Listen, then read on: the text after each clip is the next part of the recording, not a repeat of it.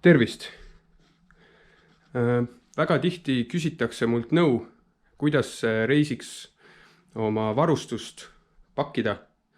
Ja kuna me 2 päeva pärast lendame Egiptusesse, siis mõtlesin, et why not teha väike video, kuidas asju pakkida. Nii, kõigepealt kui nüüd pakkima hakkame,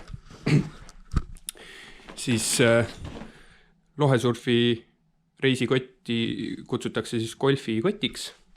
Et kõigepealt läheb siia sisse twin dip laud ja twin dip laual tuleb eemaldada uimed.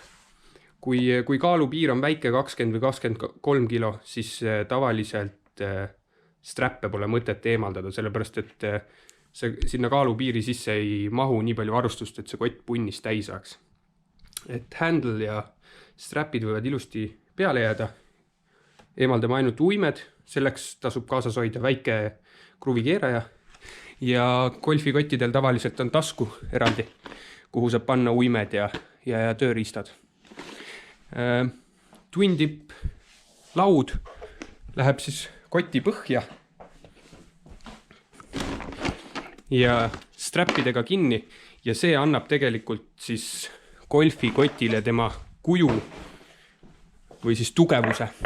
Sellepärast, et golfikott muidu iseenesest on väga selline pehme asi. See on sellepärast, et ta võimalikult kerge oleks. Golfikott peab olema võimalikult kerge, sest meil on kaalupiir ees. Ja iga võidetud pool kilo me saame rohkem varustust kaasa võtta. Kui laud on ilusti ära pakitud, siis teine väga tähtis asi, mis võtab palju ruumi, on lohed. Lohed tuleb siis väga ilusti ära pakkida, et meil tuleb kõik õhk peaballoonist ja struttidest välja suruda täiesti tühjaks ja ilusti ära pakkida. Ja siis lohe tegelikult võtab päris vähe ruumi. Ja lohe võib paigutada niimoodi kotti, siia saab ühe veel panna, pluss siis muud asjad. Või võib selle niimoodi laiali laotada. Nüüd, kui on plaanis kaasa võtta mitu lohet, siis et jällegi natukene kaalu võita, on üks hea trikk, et ei võta igale lohele kotti kaasa, vaid mina tavaliselt võtan 2-3 lohe jaoks ainult ühe koti kaasa. Et 2 lohet paneb vabalt ühte kotti ja kui väga hästi pakkida, on võimalik isegi 3 lohet ühte kotti panna.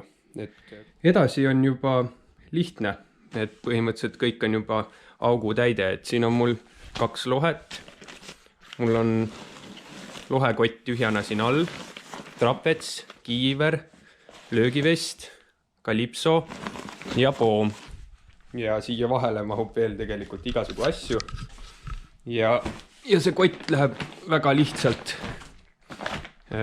kokku.